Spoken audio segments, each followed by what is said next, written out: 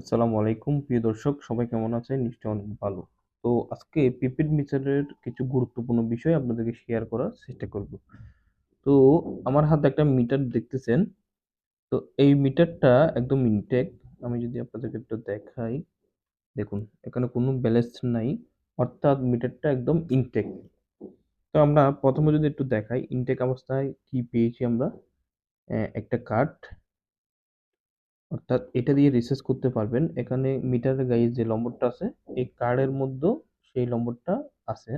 এটা দিয়ে আপনি চাইলে, অর্থাৎ এক কথায় টাকা রিচার্জ করতে পারবেন বিকাশ থেকে এবং বিদ্যুতের নিকট স্থান থেকে এটা দিয়ে রিচার্জ করতে পারবেন। আচ্ছা, একটা গেল। এরপরে আমরা আরেকটা জিনিস পাইছি এখানে। এটা হলো যে এই যে মিটারটার মধ্যে যত সমস্যা আছে সব যাবতীয় কোড এখানে আপনারা দেখতে পারবেন। টাকা রিচার্জ করানো, টাকা দেখানো, কোন মাসে কাজ রিচার্জ করছেন, কত টাকা রিচার্জ করছেন, রিচার্জের পরিমাণ, তারিখ সবকিছু এখানে দেওয়া আছে। আপনারা চাইলে পড়ে দেখে সবকিছু বা সমাধান করতে পারেন। আচ্ছা, যেহেতু এরপরে যদি আমি পাশে আবার দেখাই, মিটারের সমস্যা হলে কি দেখাবে, মিটারে ডিসপ্লের মধ্যে কি দেখালে কি বুঝবেন, এইসব বিষয় এখানে আছে। মিটার লক হয়ে গেলে কেমন দেখাবে বা মিটারে হাত দিলে কেমন দেখাবে, এটা এখানে উল্লেখ করা আছে। যেহেতু এসব সবকিছু দেখাতে গেলে ভিডিওটা অনেক লম্বা হয়ে যাবে। আমি আজকে যেটা গুরুত্বপূর্ণ আপনাদেরকে দেখানোর চেষ্টা করতেছি, মিটার কেন লক হয়ে যায়। মিটার লক হওয়ার যে গুরুত্বপূর্ণ বিষয়গুলো সেটা আপনাদেরকে তুলে দেওয়ার চেষ্টা করব। যে দেখুন, এখন আরেকটা জিনিস আমরা মিটারের সাথে পাই, সেটা হলো যে এটা শিল। খুবই গুরুত্বপূর্ণ, এই শিলটা খুবই গুরুত্বপূর্ণ। এটা আপনি দেখুন, এটা একটা গুরুত্বপূর্ণ বিষয় যদি আমি আপনাদেরকে দেখাই। এখানে শিলের মধ্যে দেখুন, শিলের মধ্যে নম্বর দেওয়া আছে 127। এই দেখুন, মিটারে লেখা আছে 127। এটা অন্য মিটারে দিতে পারবে না বা কোনো দিকে দিতে পারবে না। এটা লেখা থাকবে মিটারের নম্বরের লাস্ট সিরিয়ালে লেখা থাকবে এখানে। এটা হলো যে এই শিল। এটা মাস্টলি মিটারে, নতুন মিটার লাগানোর সময় এটা কিন্তু মাস্টলি মিটারে লাগাইতে হবে। একটা গেল। মিটার লাগানোর পর মিটার লাগানোর পর আমরা মিটার লাগানোর পর 865 দেখতে পাচ্ছেন, 865 দিয়ে মিটারটা অ্যাক্টিভ করব। যদি আমি এখন মিটারটা অ্যাক্টিভ করি, এটা দিয়ে অ্যাক্টিভ করব। যদি আমি এখন অ্যাক্টিভ করি তাহলে মিটারটা লক হয়ে যেতে পারে। আচ্ছা, অ্যাক্টিভ করব না।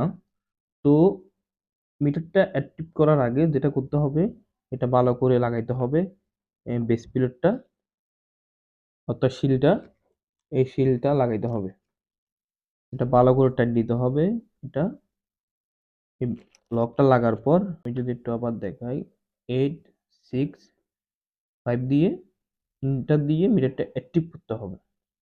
অ্যাক্টিভ করার পর আপনার মিটারটা অ্যাক্টিভ হয়ে যাবে। এরপর আপনি বিকাশ থেকে বা যেখান থেকে রিচার্জ করেন এখান থেকে রিচার্জ করে এই কার্ডের মাধ্যমে বা এই কোডের মাধ্যমে, এই নম্বরের মাধ্যমে রিচার্জ করার পর আপনার মিটারে যদি যে টোকেন নম্বরগুলো আসবে সেটা যদি মিটারে মারেন তাহলে মিটারটা চালু হয়ে যাবে। এখন মিটার চালু হওয়ার পর কোন কারণে মিটার লক হয়ে যায়? প্রথমত এখানে হাত দেওয়া যাবে না, এটা খোলা যাবে না। অনেকেই বলে কি করে ফেলে, এটা খুলে ফেলে। এটা খুলে অনেকে, এটা এখন তো মানুষ অনেক আপডেট হয়ে গেছে, যারা নতুন অবস্থায় এই সমস্যাটা বেশি হয়, যারা জানেন না তাদের সমস্যাটা বেশি হয়। এটা খোলা যাবে না। প্রথম সাবজেক্ট, স্ক্রু খোলা যাবে না। দ্বিতীয় সাবজেক্ট, দেখুন এখানে আরেকটা দেখছেন, এটা দেখুন, এটা যদি আমি আপনাদেরকে দেখাই, এটা সিল মারা আছে দেখছেন।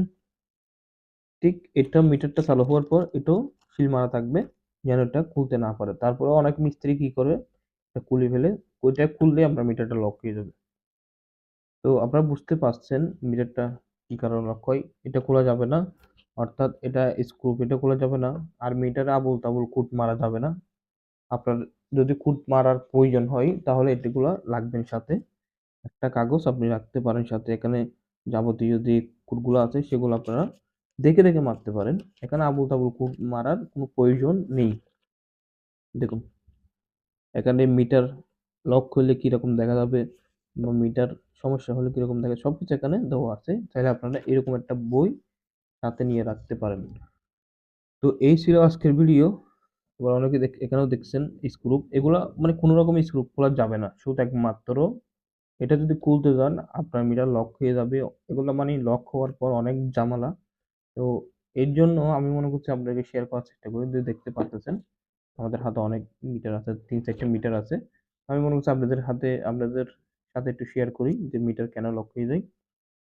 বিশেষ করে স্ক্রু খোলা যাবে না।